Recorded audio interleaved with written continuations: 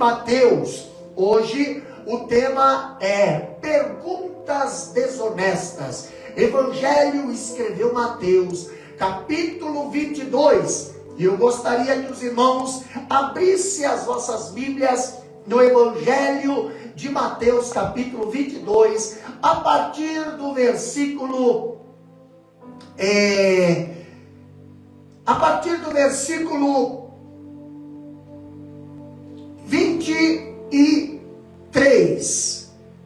23, que diz assim a palavra do Senhor. Evangelho de Mateus, capítulo 22, Evangelho de Mateus, capítulo 22, versículo 15 em diante.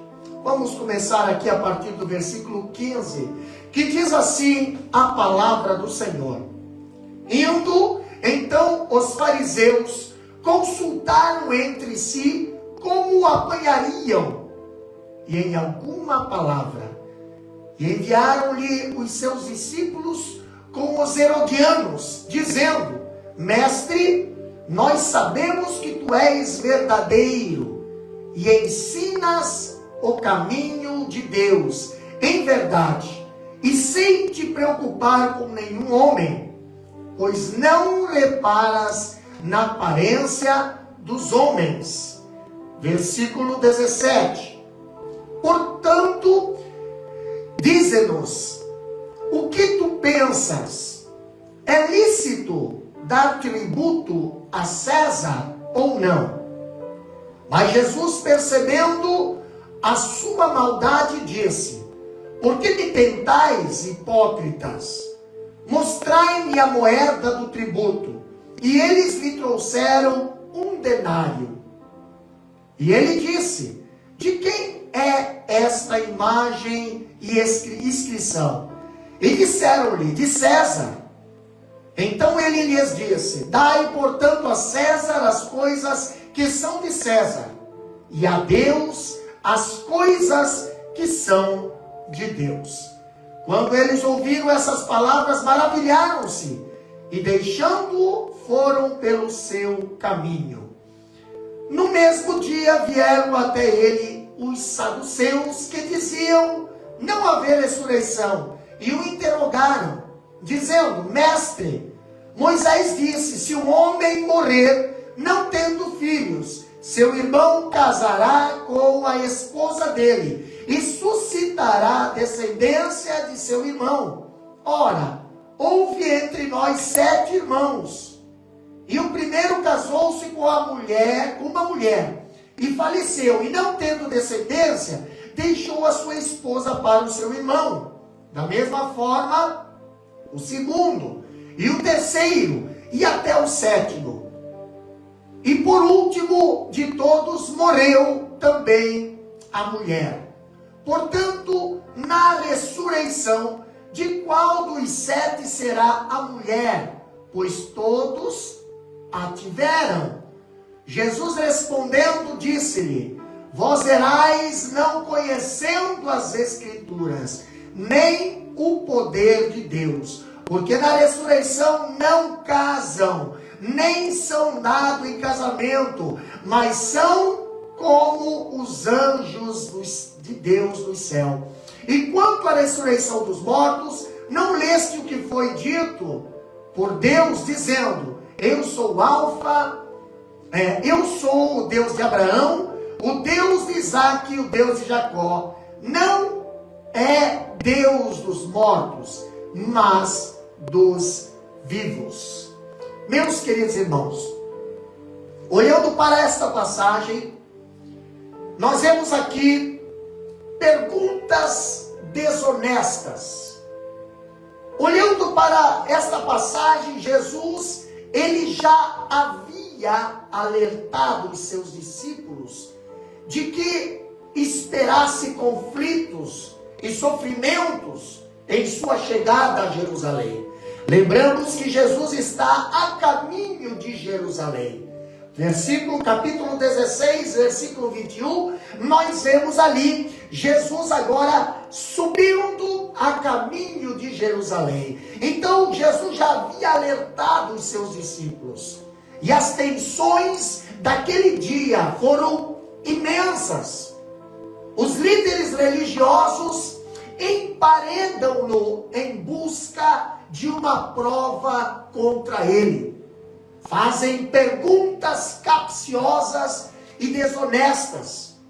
Subornam ali emissários para tentá-lo com lisonjas. Então, nós vamos agora, através desta passagem, examinar o que aconteceu com Jesus nesse dia, conhecido como o Dia das Perguntas. Já vimos a primeira pergunta no capítulo 21, versículo 23, que nós temos aqui, foi falado no estudo passado, né? Capítulo 21, versículo 23, ali que diz assim: e tendo Jesus entrado no templo, estando ele a ensinar, os principais sacerdotes e os anciões do povo aproximavam-se dele, dizendo: com que autoridade tu fazes essas coisas? E quem te deu tal autoridade? Então, nós já vemos aqui a partir do capítulo 21 de Mateus, versículo 23, a primeira pergunta. E como Jesus respondeu com outra pergunta, agora apanhando seus interrogadores no laço da sua própria armadilha. Agora nós vemos, depois das 3 parábolas, volta o rosário de novas perguntas, pastor. Jesus, porém, com sabedoria, ele vira a mesa colocando ali seus inquisidores. Jesus agora, os fariseus, os herodianos, na defensiva, esses dois grupos antagônicos. Esses dois grupos antagônicos aqui, eles se unem contra Jesus, pois seus ensinamentos reprovam ali tanto a justiça própria do primeiro como o mundanismo do segundo. Então, olha só que interessante, presta atenção aqui, ó. Olha o que nós temos aqui. Primeiro, a tentativa de apanhar Jesus em contradição. A tentativa de apanhar Jesus em contradição quanto ao tributo de César. Então, olha aqui, eles tentaram, ali os líderes, eles têm um propósito de quê, pastor? Matar Jesus. Eles precisam encontrar o modo certo de fazê-lo. Precisam encontrar o modo certo de fazê-lo. Agora decidem, então, fazer-lhe perguntas. Perguntas embaraçosas.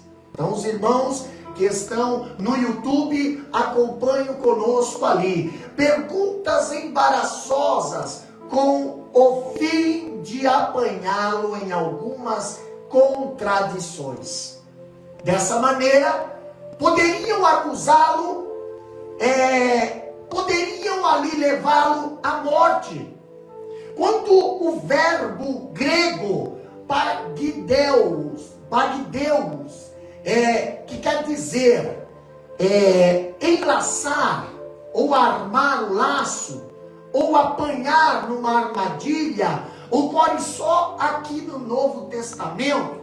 Esses acontecimentos, meus queridos irmãos, ele tem o tenebroso contorno de uma conspiração. Então, Jesus já havia deparado com a intenção letal e sinistra desses líderes religiosos anteriormente. Mas a primeira delas foi aqui,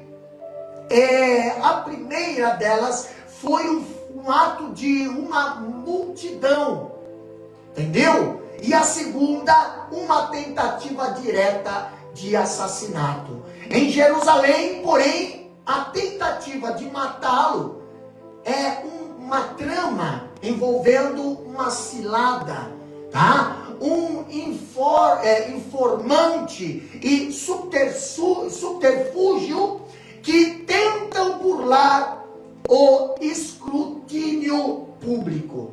Então, o termo grego usado no texto paralelo de Lucas, capítulo 20, versículo 20, para os emissários subornados, é encadeus, que significa espiões.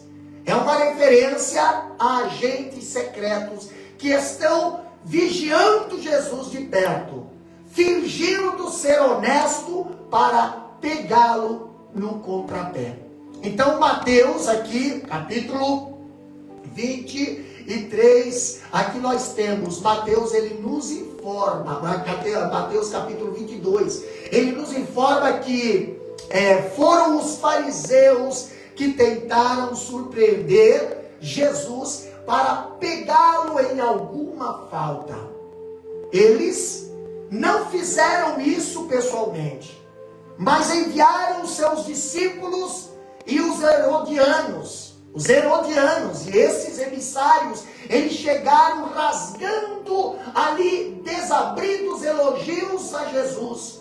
Como nós vemos a Bíblia dizendo aqui, no versículo 16 e 17 do capítulo 22, que diz aqui, e enviaram-lhe os seus discípulos com os herodianos, dizendo: Mestre, nós sabemos que tu és verdadeiro. Olha só a bajulação. Nós sabemos que és verdadeiro e que ensinas o caminho de Deus, de acordo com a verdade, se te importardes com quem quer que seja, porque não olhas a aparência dos homens. Dize-nos, pois, que te parece? É lícito pagar tributo a César ou não? Então, capítulo 22, versículo 16 e 17, nós vemos aqui mais uma pergunta capciosa, mais uma pergunta que ali eles tentavam pegar Jesus, num erro. E esse episódio nos proporciona, meus queridos irmãos, algumas lições importantes, como nós vamos ver a seguir. E a primeira lição é as forças opostas se unindo. As forças opostas que se unem para atacar Jesus. Quem são essas forças opostas, pastor? Aqui o evangelista Lucas, ele diz que os escribas que pertenciam ali ao partido dos fariseus e os principais sacerdotes que pertenciam ao partido dos saduceus, eles foram as pessoas que fizeram a pergunta a Jesus. Esses dois grupos de conservadores, dois grupos de progressistas, ortodoxos e liberais, eles não eram unidos. Quer ver? Atos capítulo 23, nós vemos a Bíblia nos dando a seguinte referência e o contexto. Esses dois grupos não eram unidos. Atos capítulo 23, versículo 6 até o 9, diz bem assim, Mas Paulo, percebendo que uma parte era de saduceus e outra de fariseus, ele clamou no conselho: Homens e irmãos, eu sou fariseu, filho de fariseu, acerca da esperança e ressurreição dos mortos, sou chamado em questão. E tendo dito isso, houve uma discórdia entre os fariseus e saduceus, e a multidão se dividiu, porque os saduceus dizem que não há ressurreição, nem anjo, nem espírito, mas os fariseus confessam essas coisas. E houve um grande clamor, e levantando-se os escribas, que era da parte dos fariseus, contendiam, dizendo: não encontramos nenhum mal neste homem, mas se algum espírito ou anjo falou com ele, não lutemos contra Deus. Então os fariseus e os saduceus, eles não eram pessoas unidas, mas a Bíblia diz que aqui eles se uniram contra Jesus. Então o evangelista Marcos, ele acrescenta aqui que os fariseus e os herodianos, que eram inimigos irreconciliáveis, eles agora uniram-se contra Jesus. Marcos capítulo 3, versículo 6, olha o que a Bíblia fala, acompanha aí na sua Bíblia, acompanha aí com a sua Bíblia. Marcos capítulo 3, versículo 6, diz bem assim, e os fariseus saindo dali, tomaram logo conselho com os herodianos contra ele, como eles poderiam destruí-lo.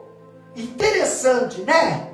Não eram amigos, eles eram inimigos irreconciliáveis, porém agora para destruir, para prejudicar o bem, agora eles se aliam. Eles estavam em lados opostos, mas quando se tratou de condenar Jesus, eles se ajuntaram.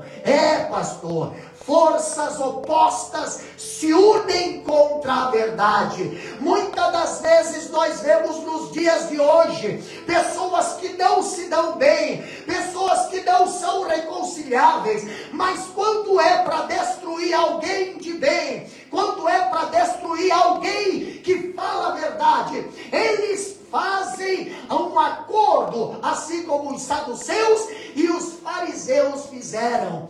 Forças opostas se unem contra a verdade. Meus queridos irmãos, a Bíblia nos ensina que os herodianos apoiavam a família de Herodes, que recebera poder de Roma para governar ali e cobrar impostos. Então, os fariseus, contudo, consideravam o Herodes um usurpador do trono de Davi.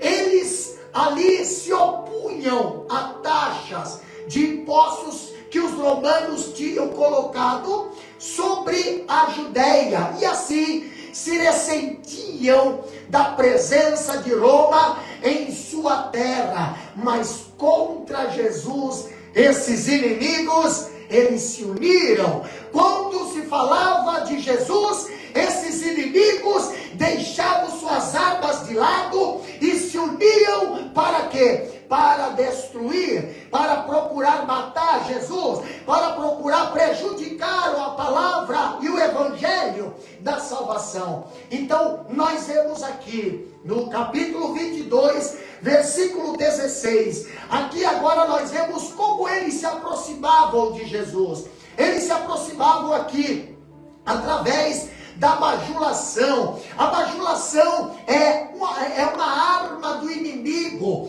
Aqui, quando vemos a bajulação, ela é uma armadilha camuflada com lisonja. O inimigo, meus queridos irmãos, o inimigo de Jesus e também o inimigo de nossas almas, no caso aqui, são espiões contratados que lhe desfiam desabridos elogios numa linguagem bajuladora, numa linguagem insincera, né? Uma linguagem hipócrita. Quantas das vezes você recebe talvez um elogio, mas esse elogio não é da parte de Deus, esse elogio é com a base de interesses, esse elogio é com segundas intenções, esse elogio vem banhado de veneno, assim como os fariseus e os saduceus também chegaram para Jesus com bajulações, e eles ocultaram ocultavam o seu propósito nefasto sobre um manto de adulação lisonjeira. Jesus então, porém, ele tira ali a máscara dos seus inquiridores. Jesus expõe ali a sua hipocrisia. Quando nós lemos no capítulo 22, versículo 18, Jesus, ele porém, concedendo-lhe a malícia, respondeu. Conhecendo ali a malícia deles, ele respondeu com outra pergunta. No versículo 18 diz: por que me tentais, hipócritas? Olha só que interessante. Jesus, ele desmascarou a hipocrisia desse pessoal. Jesus, ele desmascarou a hipocrisia desse povo falso. Esse povo que adula pela frente, mas por trás apunhala. Sim, pastor, esse povo com perguntas capciosas, perguntas maliciosas. Sim, Jesus agora, ele chama esse pessoal de hipócrita. Capítulo 22 de Mateus, versículo 18 nos diz isso. E Jesus agora, ele vê ali a pergunta maliciosa daqueles líderes religiosos que perguntaram para Jesus, ali no versículo 17, dizendo: é lícito pagar tributo a César ou não? Perguntaram. E eles estavam seguros ali de qual fosse a resposta que Jesus desse. Eles estariam ali colocando Jesus em uma situação embaraçosa.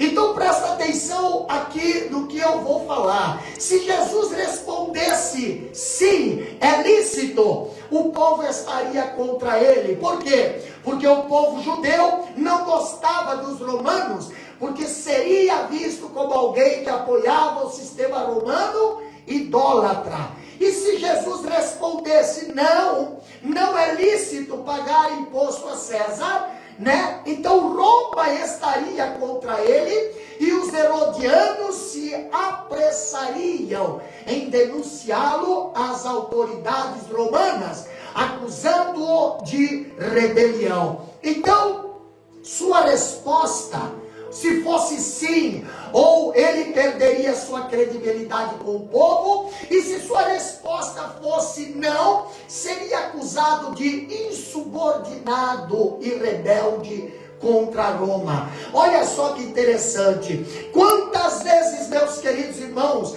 nós vemos pessoas fazendo perguntas, mas perguntas que elas já sabem qual será a resposta, mas o problema não está na resposta, o problema está no que virá após a resposta, a consequência da pessoa dar a resposta. Então, se Jesus permanecesse em silêncio, eles os acusariam de ser um covarde, que não ousaria dizer o que pensava. Mas o laço ali foi lançado muito habilmente, né? Habilmente, mas aqueles que tão astuciosamente agiram, eles não imaginavam, queridos irmãos, que estavam montando ali uma armadilha, na qual eles mesmos seriam capturados.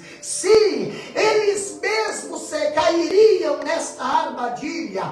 Quantas vezes pessoas armam armadilha, fazem covas para derrubar alguém, para prejudicar alguém, para difamar alguém, mas quando vão ver, ali eles mesmos estão caindo, eles mesmos estão passando por essa dificuldade, eles mesmos estão se prejudicando. E aqui nós vemos que com Jesus não foi diferente. Então nós vemos, depois de uma pergunta maliciosa, vemos uma resposta desconcertante. No capítulo 22, versículo 19 até o 22, aqui Jesus ele responde. Como é que ele responde, pastor? Jesus responde aqui pedindo uma moeda. Jesus fala: mostrai-me a moeda do tributo. E trouxeram-lhe ali para Jesus um denário. E eles lhe perguntou: de quem é esta efígie e inscrição? Jesus pegou a moeda. Jesus perguntou para eles: olha, aqui temos uma moeda. Aqui temos uma moeda. De quem é essa imagem aqui desta moeda? E ao responderem Jesus, eles responderam: de César. Então Jesus ordena: então dai, pois, a César o que é de César, e dai a Deus o que é de Deus. Versículo 21 do capítulo 22. Então Jesus, ele não se desviou do assunto, mas ele disse claramente: sim, pague o imposto, honre a Deus ali. Mas espera aí, pastor, honrar a Deus não significa desonrar o imperador, recusando-se a pagar pelos privilégios. Uma sociedade, aqui nós temos relativamente ordeira, ela tem proteção policial, ela tem boas estradas, ela tem tribunais, etc. E tudo isso há um gasto, por isso que é necessário que haja o tributo. Então, aqui nós vemos que a igreja, ela não deve abarcar o Estado, nem o Estado deve engolfar a igreja. Jesus, ele não absolutiza o poder romano e também não isenta da responsabilidade o povo do seu compromisso com Deus. Então, somos cidadãos de dois reinos e nós devemos lealdade tanto a um quanto ao outro. Devemos pagar os nossos tributos, bem como também devemos devolver o que é de Deus. E nessa linha de pensamento, eu digo que a própria inscrição na moeda era um reconhecimento de dívida a César. O imposto ali não era um presente, mas o imposto, o tributo ali, era uma dívida em troca de lei, era uma dívida em troca de ordem, em troca de estradas. Então, meus queridos irmãos, há o dever para com o Estado e o dever para com Deus, e as duas esferas são distintas, mas ambas existem. O cristão, ele não deve esquivar-se de nenhuma das duas. Vale destacar também que na resposta de Jesus aqui, ele rejeitou a própria reivindicação de César, feita da moeda, e sob outras formas em que o imperador se apresenta não apenas como governador de um reino físico, mas também de um reino espiritual, chamado a si mesmo de Pontifex Maximus, que é ou o sumo sacerdote, né? Então Jesus, ele deixa claro que o imperador deve ser respeitado e obedecido, enquanto sua vontade não colidir com a vontade de Deus. Por meio dessa resposta, Jesus desconcertou ali os seus inimigos. Jesus ali desmascarou aquelas perguntas maliciosas, aquelas perguntas com segundas intenções. Sim, pastor, Jesus, ele desmontou essa intenção dos inimigos.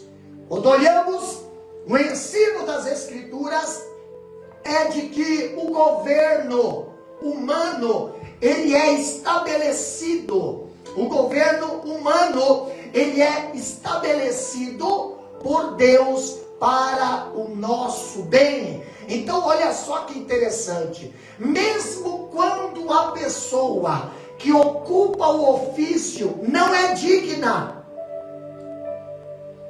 não é digna de respeito, o ofício que ela ocupa deve ser respeitado. Jesus, ele rejeitou a tendência de ver o diabo no estado tanto quanto a de divinizá-lo. Então, demonizar pessoas ou instituições humanas é atitude injusta. Demonizar pessoas, aqui nós vemos que não é necessário existir um conflito entre o espiritual e o temporal, e essa síntese. Jesus diz que para os orgulhosos fariseus não se omitirem em seu dever com o César, tá? E para os mundanos herodianos não se omitirem em seu dever com Deus. Quando ele diz aqui que para nós a lição desse estudo ou desse incidente é que o Estado tem a sua função e que devemos cumprir os nossos deveres para com ele, mas não devemos esquecer que Deus tem o seu trono ali, nem permite que o reino da terra ali nos transforme em traidores do reino dos céus. Então, César deve manter a sua posição. César deve manter a sua posição e não intencionar ir além dela. Pois somente Deus deve ter o domínio espiritual sobre os homens, tá? Então, a armadilha deles, meus queridos, falhou e não puderam acusar Jesus, nem de sedição e nem se curvar ali, nem de se curvar a Roma, né? Como diz aqui no versículo 22. Outra coisa que eles falaram aqui foi a tentativa de apanhar Jesus em contradição quanto à ressurreição. Olha só que interessante, aqui nós vemos a palavra de Deus dizendo: uma delegação de saduceus agora espera que uma pergunta teológica possa ter sucesso, onde uma armadilha política falhou. Então, a pergunta que fizeram antes foi uma armadilha política, tentando colocar Jesus contra César, tentando colocar Jesus contra o governo. Mas agora os saduceus vêm com uma nova pergunta. Os saduceus agora vêm com uma pergunta teológica. Depois que os fariseus, versados das Escrituras, eles haviam sido devidamente despachados pelo Senhor, agora também os saduceus fizeram sua tentativa, tá? Propondo-lhe uma pergunta também capciosa. Versículo 23 e 24. Ali ele diz, no versículo 23 e 24, no mesmo dia vieram até ele os saduceus, que dizem não haver ressurreição, e o interrogavam.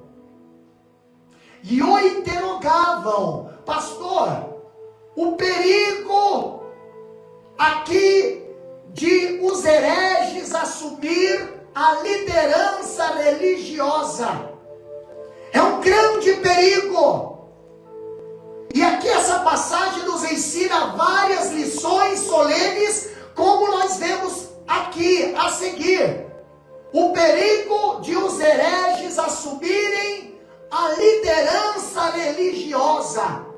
Os saduceus, eles formavam uma classe aristocrática da religião judaica, e essa aristocracia sacerdotal colaborou com as autoridades romanas, e também no processo ficou rico e orgulhosa da posição secular ali conquistada. Então, contrariamente aos fariseus, que aceitavam tanto a lei escrita quanto a lei oral, agora eles só aceitavam o Pentateuco e negavam as tradições orais, bem como os outros livros do Antigo Testamento. Lembrando que os saduceus, eles sentiram-se ameaçados pelas ações de Jesus no templo. Por quê, pastor? Porque o poder deles e a manutenção de sua riqueza dependia ali do templo. Jesus entra no templo, derruba a mesa dos cambistas, começa a desfazer ali todas as ações que eram ações ali duvidosas. Então começaram a ficar ali desgostosos com as atitudes de Jesus. Então eles se sentiram ameaçados pelas ações de Jesus ali no templo. E aqueles que ocupavam as funções mais importantes ali da religião judaica eram hereges doutrinariamente. Eles negavam a vida depois da morte, a doutrina da ressurreição eles negavam a existência da alma, a existência de anjos e também demônios e o juízo final, como fala em Atos capítulo 23, versículo 8. Mesmo assim, eles foram a Cristo para fazer uma pergunta relacionada à doutrina da ressurreição. Então nós vemos aqui o caso levantado por eles tinha um propósito, o propósito de ridicularizar Jesus com essa doutrina magna do cristianismo. Então ali nós vemos os saduceus, eles eram os liberais da época, né? Eram os liberais, eram tidos como os intelectuais da época, mas eles negavam os fundamentos essenciais da fé. Era um problema para o templo, essa classe de pessoa, né? E aqui nós vemos mais uma pergunta maliciosa, versículo 24 até o 28, vocês podem aí acompanhar na sua Bíblia, capítulo 22 de Mateus, versículo 24 até o versículo 28, aqui os saduceus hipocritamente aproximavam-se de Jesus com refinada educação, chamando-o de mestre, bajulação, e as suas palavras eram macias, como manteigas, mas elas eram afiadas como espada. Pastor, Isaías 55, versículo 21, nos dá esse contexto. Eles lançam uma pergunta usando um caso hipotético e absolutamente improvável, ligado à prática do levirato, como nós encontramos lá em Deuteronômio 25, 5 até o 10. Então, o termo levirato, ele vem do latim levir, que significa o irmão do marido. Então, aqui eles falam, 7 irmãos casaram-se com a mesma mulher. É o que os saduceus falam para Jesus.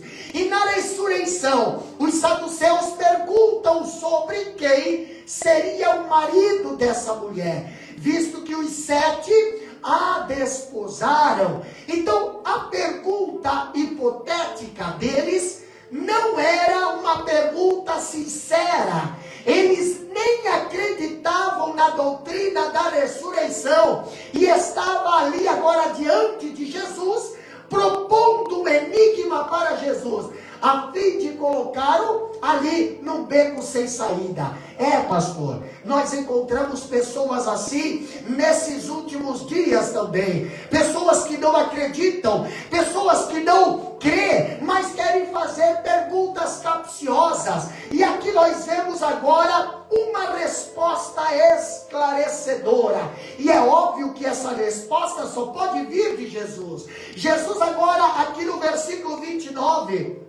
até o versículo 33, Jesus ele afirmou aquilo que os saduceus negavam. O que, pastor? A existência dos anjos, a realidade da vida depois da morte, a esperança da ressurreição futura.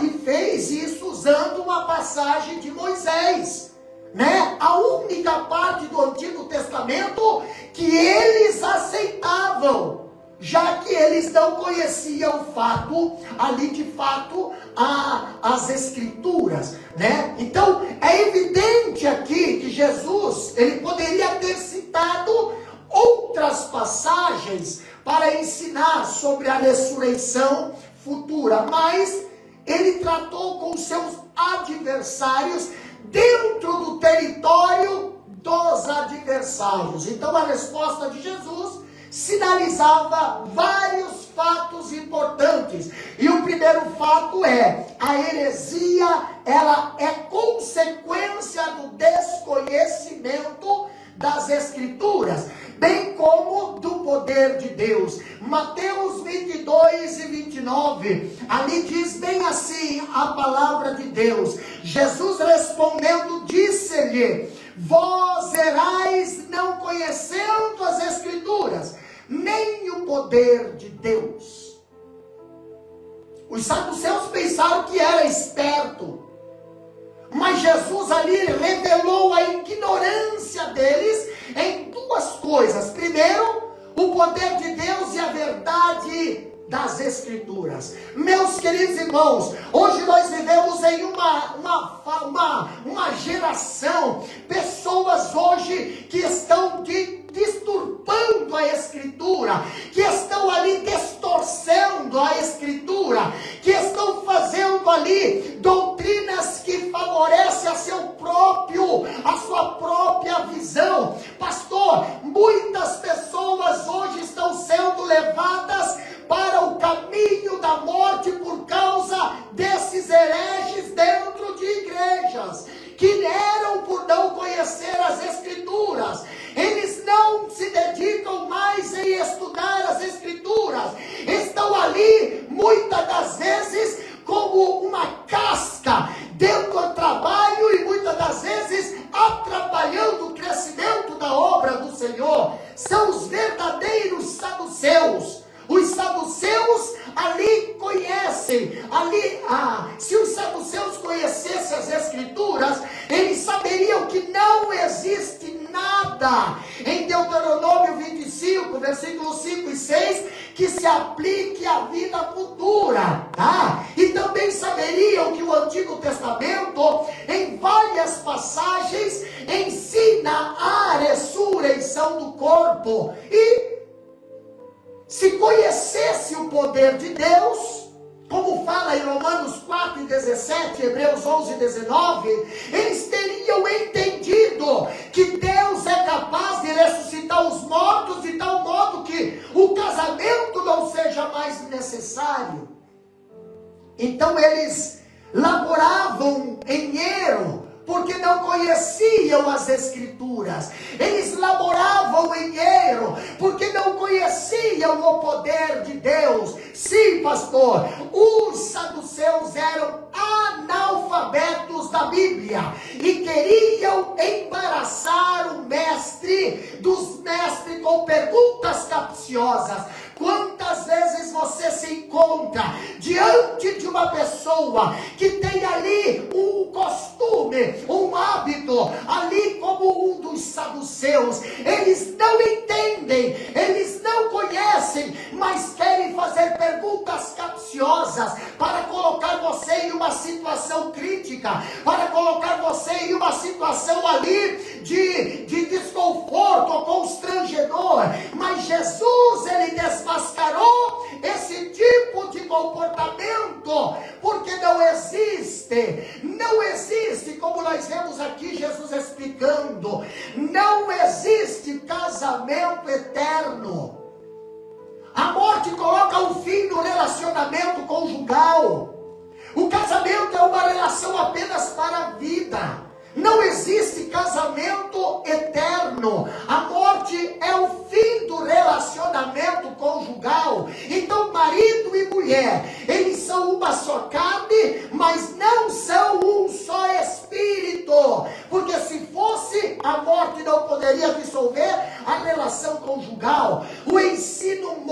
irmão, sobre o casamento eterno, porque ali, portanto, está em total desacordo com a palavra de Deus. É uma crassa heresia. Na vida futura, meus queridos, não haverá relacionamento conjugal, nem necessidade de procriação para a preservação da raça. Nós seremos como os anjos. Então aqui diz a resposta que o nosso Salvador combateu outro erro dos saduceus. Seus interrogadores ali, eles não criam em anjos. Mas Jesus diz que na ressurreição nós seremos como anjos. Pastor, outra coisa que Jesus também ensinou ali, capítulo 22, versículo 31 a 33, é que a morte, ela não coloca o fim no nosso relacionamento com Deus. Não, pastor. Jesus, ele corrige a teologia distorcida dos saduceus, que eles entendiam ser a morte um sinônimo de extinção, né? Mas Abraão, Isaque, Jacó já estavam mortos quando Deus se revelou a Moisés na sarça ardente, dizendo, lá em Êxodo capítulo 3, versículo 6, ali Deus fala: eu sou o Deus de teu pai, o Deus de Abraão, o Deus de Isaque e o Deus de Jacó. Então, meus queridos, para Deus os patriarcas não são seres inexistentes. Embora sem corpo, eles vivem. Embora mortos fisicamente, mas estão vivos para Deus, pois a morte não interrompeu a sua relação com eles, como interrompeu o relacionamento deles com seus respectivos cônjuges, né? Então esse registro revela ali que Moisés acreditava piamente na vida depois da morte. E os mesmos saduceus que professam crer em Moisés erravam por não conhecer o ensino de Moisés, porque Moisés cria, mas os saduceus que defendiam a lei de Moisés, mas não criam. Por quê, pastor? Porque não conheciam a lei de Moisés. A tentativa ali de apanhar Jesus em contradição quanto ao grande mandamento é, uma vez que Jesus fizera calar os saduceus e os fariseus na pessoa de um dos intérpretes da lei, agora mais uma vez entram em cena. Mas agora, no versículo 34 até o 40, agora eles lançam mão de outra pergunta algibeira, buscando ocasião para colocar Jesus em contradição novamente. E o assunto agora é acerca do grande mandamento. Que mandamento, pastor? Uma pergunta, ali nós temos uma pergunta nevrálgica. Capítulo 22, versículo 34 a 36, nós vemos aqui, 34 a 36, diz o seguinte: mas os fariseus, quando ouviram que ele fizera emudecer os saduceus, eles se reuniram.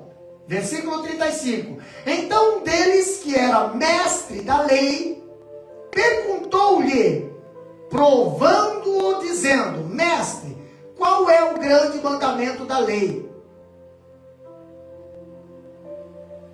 Qual é o grande mandamento da lei? Então aqui nós temos o silêncio dos saduceus. Agora são os fariseus que se aproximam agora para interrogar Jesus. Mas Marcos diz que a pergunta foi feita por um dos escribas. Marcos capítulo 12, versículo 28. Olha o que diz ali. Marcos 12 e 28. Acompanhe aí na sua Bíblia e compartilhe essa live. Marcos 12 e 28. Quem foi que fez essa pergunta, pastor? Versículo 28.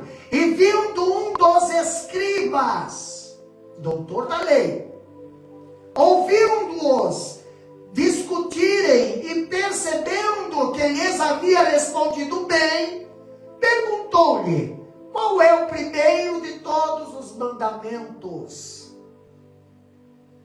Os escribas tinham determinado que os judeus eram obrigados a obedecer a 613 preceitos da lei.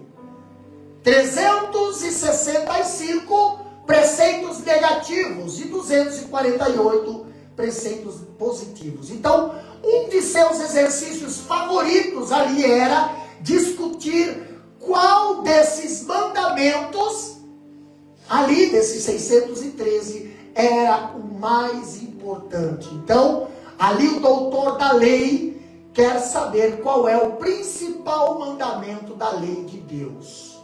Olha que pergunta que eles fizeram. Nessa mesma linha de pensamento, aqui nós vemos os escribas declararam que havia 248 preceitos afirmativos, tanto quanto os membros do corpo humano, tá? E 365 preceitos negativos, tanto quanto os dias do ano, totalizando 613. Então o número das letras do decálogo, né? Mas Jesus corta caminho por tais minúcias e vai direto ao cerne do problema. Então, vemos a resposta que Jesus dá a esse doutor da lei. A resposta que ele dá aqui, versículo 37 ao 40. Ali nós vemos a resposta de Jesus, ela não consiste em um pensamento novo, não. Mas na recordação daquilo que todo homem judeu pronunciava a cada manhã e a cada noite, o Shema, né? Lá de Deuteronômio capítulo 6, versículo 4 até o 6. Então Jesus ele sintetizou a lei no amor e não em preceitos rituais. O amor a Deus, né? E ao próximo é o fim último da lei. Quem ama cumpre a lei. E Jesus foge do legalismo dos fariseus, que impunha fardos pesados sobre os homens e os atormentava com uma infinidade de regras e preceitos. O fato novo abordado por Jesus aqui foi unir esses dois mandamentos: amar a Deus sobre todas as coisas e ao próximo.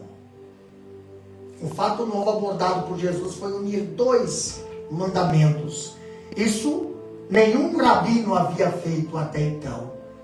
Então a pergunta de Jesus coloca seus inquiridores em situação embaraçosa. Por quê, pastor? Jesus de interrogado agora passa a interrogador. Ele agora parte para o contra-ataque e começa a interrogar os fariseus, chegando assim ao apogeu da discussão. O rei conduz a guerra ao país do inimigo. As perguntas deles versaram sobre tributo, ressurreição, versaram sobre o grande mandamento, mas agora a pergunta que Jesus faz aos fariseus toca na sua própria pessoa. Essa é a maior questão. Qual, pastor? Quem é Jesus Cristo? Essa é a maior questão, porque se estivermos errados sobre o Cristo, estaremos errados sobre a salvação, perdendo assim a nossa própria alma. Pastor, olha só que interessante. Cristo aqui é ao mesmo tempo filho de Davi e Senhor de Davi, como fala capítulo 22, versículo 42 a 44, que diz bem assim, dizendo: o que pensais vós de Cristo? De quem ele é filho? Eles disseram: o filho de Davi. E agora versículo 43, disse-lhe ele: como então Davi em espírito lhe chama Senhor, dizendo: disse o Senhor ao meu Senhor: assenta-te à minha direita, até eu fazer os teus inimigos por escabelo. Jesus veio da descendência de Davi segundo a carne, como diz Romanos 1 e 3. Mas ele precede Davi. Isso quer dizer, ele é antes de Davi. Ele é antes de Davi. É o Senhor de Davi. E o seu reino jamais terá fim. Pastor, os fariseus não puderam ver a sublime verdade de que o Messias deveria ser Deus e homem, assim como não perceberam também que, embora como homem o Messias fosse filho de Davi, como Deus o Messias era o Senhor de Davi. Então, nessa mesma toada, destaca aqui que esse era o problema que os fariseus precisavam resolver. Se o Messias era filho de Davi, como Davi, pelo Espírito Santo, o chamou de seu Senhor. Então, o Cristo deve ser mais do que mero homem. Caso contrário, as palavras do próprio salmista seriam inadequadas e até mesmo blasfemas. Tá? Então, meus queridos, para nós encerrar, o mesmo Jesus que ocultou durante o seu ministério a sua verdadeira identidade, rogando-lhe ali para as pessoas não dizerem ao povo que ele era, agora a revela com diáfana clareza. Chegar ao tempo de cumprir cabalmente sua missão. Ele está indo para a cruz. Como nós vemos no capítulo passado, Jesus subiu a Jerusalém para ser entregue ali para o crucificarem. Então ele está indo para a cruz, mas sabe que é o filho de Davi e o Senhor de Davi, o Messias prometido, cujo reinado não tem fim. Meus queridos irmãos, terminando aqui esse estudo sobre as perguntas desonestas que fizeram para Jesus e as respostas que Jesus deu para os saduceus e os fariseus. Mas uma coisa nós temos aqui por essência: Jesus, ele é Senhor. Jesus, ele é o nosso Rei. Jesus, ele é o nosso Salvador. Jesus, ele é o que veio para dar a vida e a vida com abundância. Esse Jesus que os fariseus, os saduceus procuravam ali questões para matar, esse Jesus, ele ressuscitou, ele está vivo e ele pode, ele tem poder, porque nós conhecemos as Escrituras e nós também conhecemos o seu poder e sabemos que ele pode te levantar, ele pode mudar o teu cativeiro, ele pode te restaurar a tua família, pode restaurar o teu casamento, ele pode te libertar das drogas, ele pode te libertar dos vícios e te salvar e te levar ao céu. Sim, conheça as Escrituras, conheça o que está escrito, mas conheça também o poder de Deus, para que você tenha aí a salvação da parte de Deus. Eu quero orar pela tua vida, eu quero orar por você. Quem sabe você está aí do outro lado, esperando uma palavra, e a palavra chegou, a palavra foi apresentada. Esse Jesus que tanto procuraram matar, esse Jesus que tentaram fazer o mal, ele vive e está conosco, ele vive e está aí, precisando que você